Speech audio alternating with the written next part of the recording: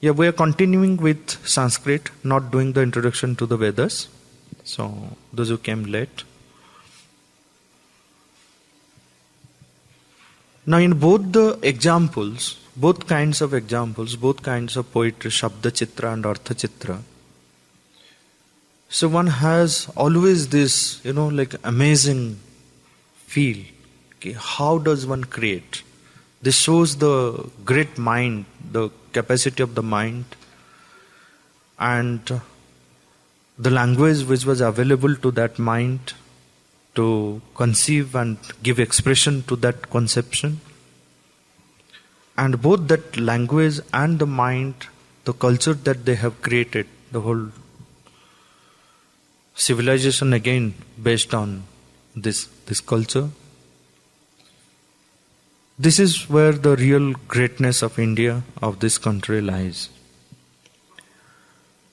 So when we come in contact with these kind of examples, the Shabda Chitras and Artha Chitras, of various kinds, but I'll be showing you maybe like few, and most of it I have given in my book, The Wonder That Is Sanskrit, and there are plenty of those examples. Even at present there are poets, there are scholars who are creating such kind of poetry. Those who are creating such kind of poetry. Now there is one Jain Muni in Ahmedabad, in Gujarat. He's a young Muni. The kind of poetry that he composes is unimaginable. Playing with the words. Now I had, with lots of difficulty, I had collected one poem which was for the first time the Sanskrit world came to know about that example, is having a poetry where all the consonants are kept in the same order, starting from ka to ha. It's a beautiful poetry with meaning. Now I found another example on which I am preparing my note, not yet complete. This Jaina Muni has composed a poetry starting from ha to ka in the same order, in the reverse order.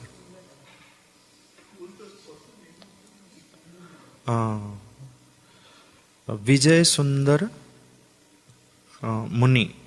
Some Vijay Sundar Muni. I don't remember exactly. He's written the Soumya Vadana Kavya. His mother was Soumya Vadana. And again, like that whole Kavya is a Chitra Kavya. A very young boy, he's composing such kind of poetry. He is composing, anyone can compose, any one who has the poetic ability. The very fact that this language helps and offers such things has the ability to make such compositions possible because of the enormous amount of vocabulary and the way the language is designed. So we'll see some of the examples. Like some of you are who have attended the previous workshops, you all know about these examples, but those who have not attended, for them it will be the first kind of things. So before I go to the Sanskrit example, here is a sentence which says, "Able was I ere I saw Elba." This was a statement made by Napoleon when he was imprisoned in the island of Elba. This sentence one can read from left to right or right to left. It reads same. And these kind of expressions in English are known as palindrome. And if one analyzes all the kinds of palindromes in English, words or sentences, so after sometimes one gets bored with that. What is the charm there? Just left to right and right to left, it reads same, meaning is same. But when we come to Sanskrit, how the ancient people, they handled these kind of compositions, one finds lots of creativity in that. One doesn't feel bored. One wants to, like once again, like it increases, the thirst increases to know more and more of such poetry. So one of the examples is this one. This is a verse which is taken from Surya Kavi. He has written a poem called Ramakrishna Viloma Kavya. It has around 50 poems like this. And these 50 poems, every poem you read from left to right, it is about Rama, and right to left it is about Krishna. Both. There are two stories running in the same line. So basically one has to read just one line. Tam bhu suta mukti mudara hasam vande yato bhavya bhavam dayashri. This is the first half of the verse. And the second half of the verse is formed by reversing the first half. So you can read from right to left. It becomes the second half. And then from beginning to end, it is the same. It's a palindrome. It starts with tam bhu suta. And when you go from right to left, it is tam bhu suta mukti mudara hasa. Okay. And the creativity is that you have two different stories running in this. Left to right is Rama, right to left is about Krishna. You can see the meaning of it. Tam bhu suta muktim udara hasam vande yato bhavya bhavam dayashri. He says, Vande, I adore, I worship this Ramachandra who released Mukti, released Sita. Bhusuta, the daughter of earth, is Sita. So I adore him, I pay my homage to him who released Sita, who has a deep and generous smile on his face, Udara Hasam, Yato Bhavya Bhavam Dayashri, and from whom mercy, splendor, light, everything, compassion comes. And the same line, when you read from right to left, it is Sri Yadavam. So I adore Krishna, who is a Yaduvanshi, who belongs to, he is a Yadava. Okay. So, Yadava of the past, not of the present. So Sri Yadavam, Bhavya Bhatoya Devam is the god of sun and moon, and Samharada Muktim.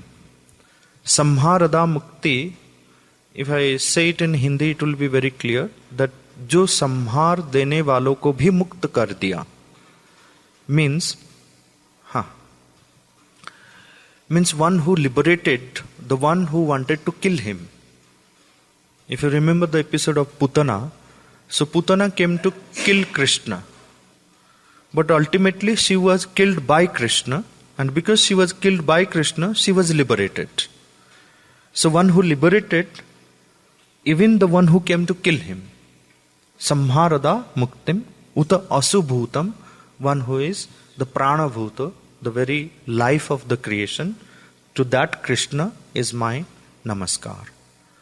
And this is not, this is just one stanza of the entire Kavya, where 50 verses are there. So you read from left to right, Rama, right to left, Krishna. And this is a style of composition called Viloma Kavyam.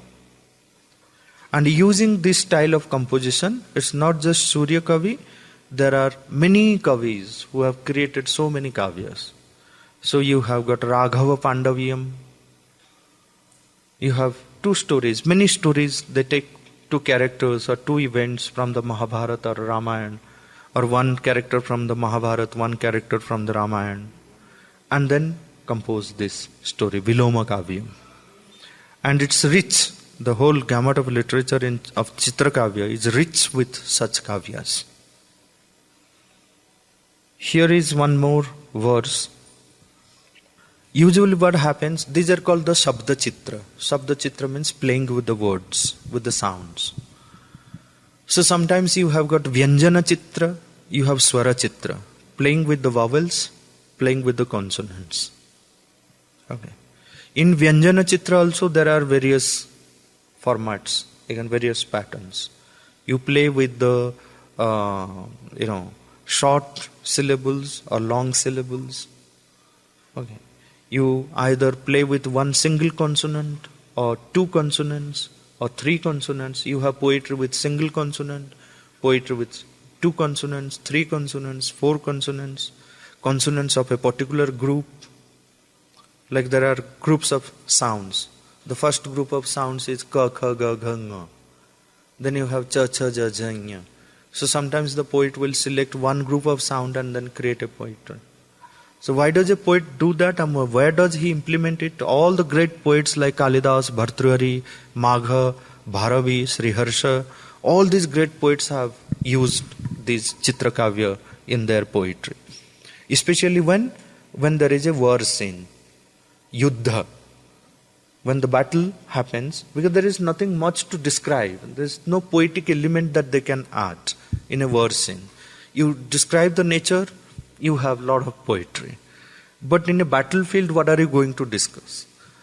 So this is where they bring all the Chitrakavya to make it more interesting, more poetic, more element of humor, more element of, like this mental juggling that you find in this kind of poetry. This is all Chitrakavya. Chitrakavya means there's like strange poetry or amazing poetry. Chitrakavya. So Chitrakavya is the general name. In Chitrakavya you have many varieties. So here is a verse where the poet has taken only the first group of sounds coming from the first position, the throat. Okay, all the guttural sounds, and created a poetry. Aga, ga, ngang, ka, ka, ha, ga, ha, ka, ga, ga, ka, ka, ha. Aha, hang, ka, ka, gang, ka, ga, kang, ka, ga, ka, ga, ka, ka, ka. So, even it's difficult to pronounce, has a beautiful meaning. Now the meaning part, most of the Chitrakavyas, if one wants to enter into the meaning part, what is the meaning of it, one needs to spend much time.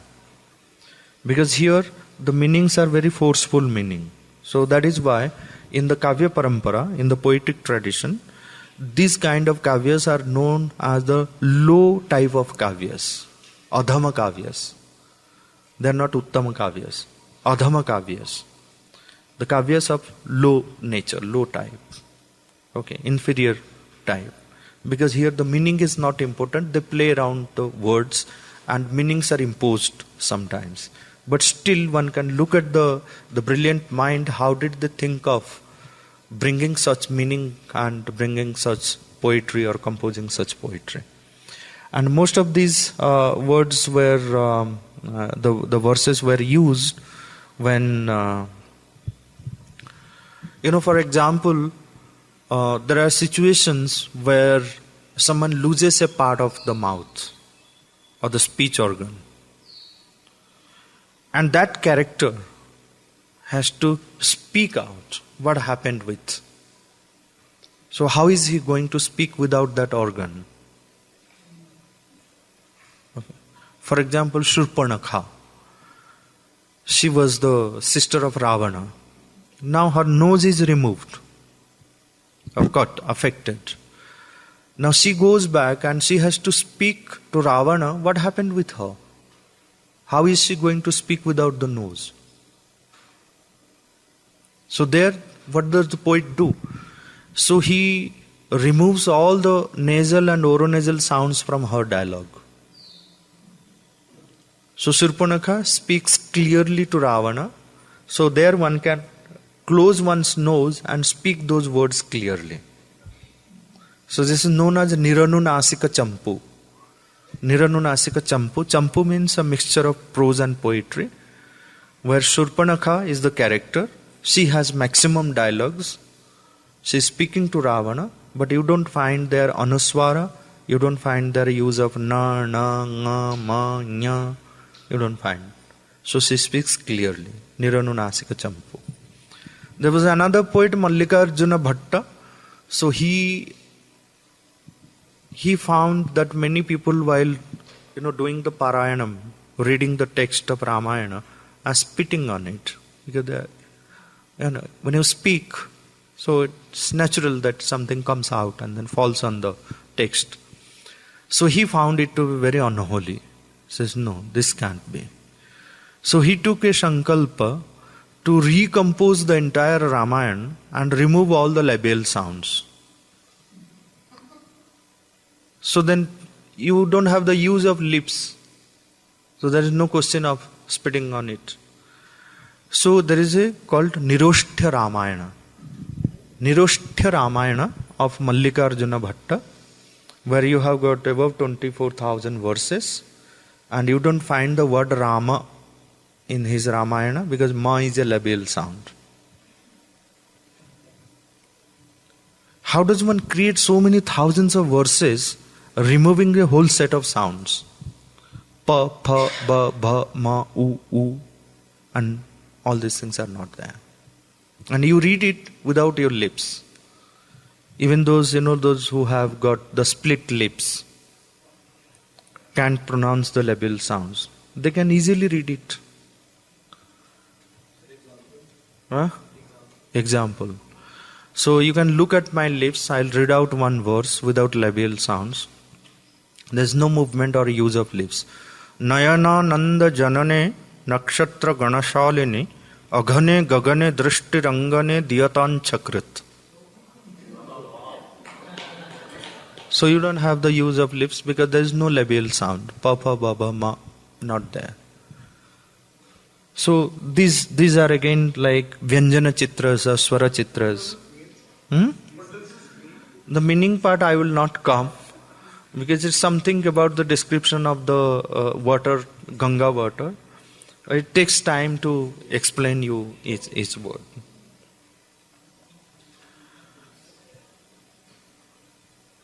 Yeah, this is the verse. Yeah, you can read it without lips.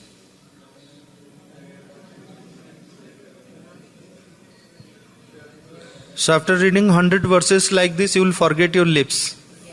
I'm sure you have ever positioned Sanskrit in the world as the choicest language of the most frequently challenged. Yes, can. It can be presented that way.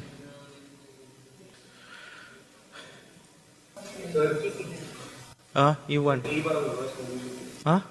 अच्छा ठीक है. Then you can see before this I'll give you one example of Swara Chitra. Swara Chitra means playing with the vowel sounds. Okay. So sometimes you have verses which has got only one vowel sound, or two vowel sounds, or three vowel sounds. Many consonants, but one vowel sound. So one example I'll give you with the sound U. The entire verse has got only one vowel sound U. Urugum, diugurum, yutsu, chukrushus, tushtuvuh, puru, lulubhu, pupushur, mutsu, mumuhurnu, muhur, muhu. You have just the sound U. And again, it has its own meaning. So sometimes you find two vowel sounds, or one long vowel, one short vowel. It's like that. So sometimes people ask me, but what is the practical value of all these things? Apart from a wow effect. Wow. Amazing. The meaning is also very forced meaning. You don't enjoy. There's not great meaning, great emotion, or something great description that you find here. Some meaning you find. Apart from that, what is the practical use? Now, these are the verses which have helped me in designing two courses. One course is a program through which many speech-related disorders and disabilities are handled. Lot of, like children affected having speech-related disorders, they are rectified using these verses. Another program is a voice culture program for many, like teachers, singers, actors, television hosts, presenters, those who are to do with voice. The voice quality, voice problems. So there are many people which I found that everything is fine, but the lip movements are not proper. They have got lazy lips. Okay. In voice culture language, it's called lazy lips.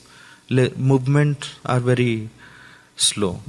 So they need to have more contraction and expansion of the lips to activate the nervous system there.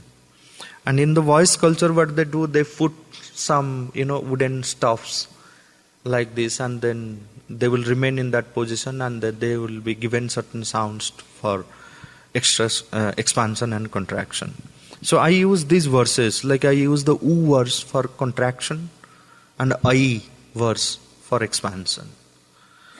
So it's a very natural, and the sound also starts impacting the nervous system. So again, a very effective way of dealing with this kind of disorders or problems what exists in the speech language pathology and the voice culture program. Which one? Yeah, this one is again another amazing verse where you have got only one semi-vowel and two vowels. A or A and Y is a semi-vowel. So it's just like the whole verse you read, it is ya ya ya ya ya ya ya ya ya ya ya ya ya ya.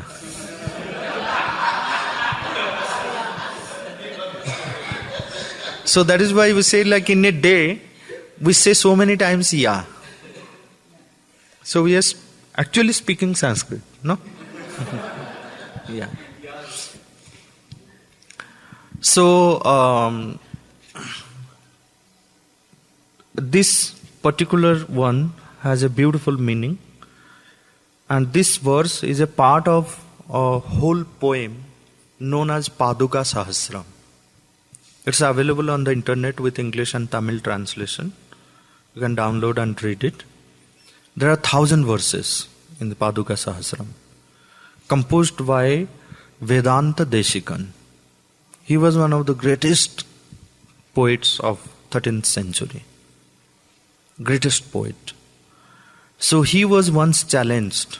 Many times he was challenged by the opponents. And he was challenged once to prove himself as the best among all the poets of that time.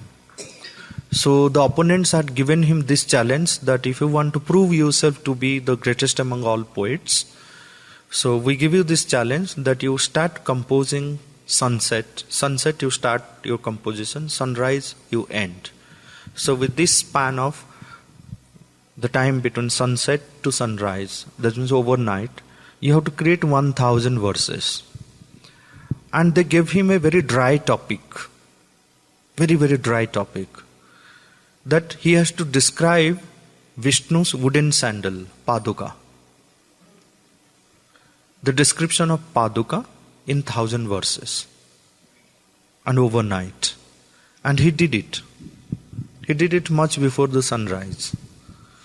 And he was declared to be the best among all the poets. And this is one of those verses where the description of Paduka, the Lord Vishnu's wooden sandal. So the last 8 ya that you see, it's a relative pronoun. जैसे हम हिंदी में बोलते हैं ना, जो पादुका, जो व्यक्ति.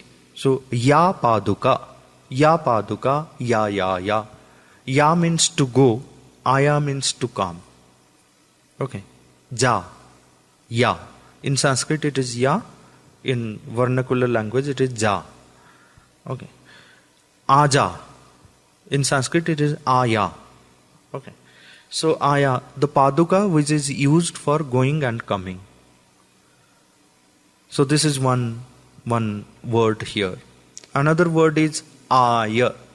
Like we discussed today morning, Ganesha is Ganeshaya. Surya is Shiva. Why? Because the word is ending with the sound a. Any word ending with the sound a, it is aya.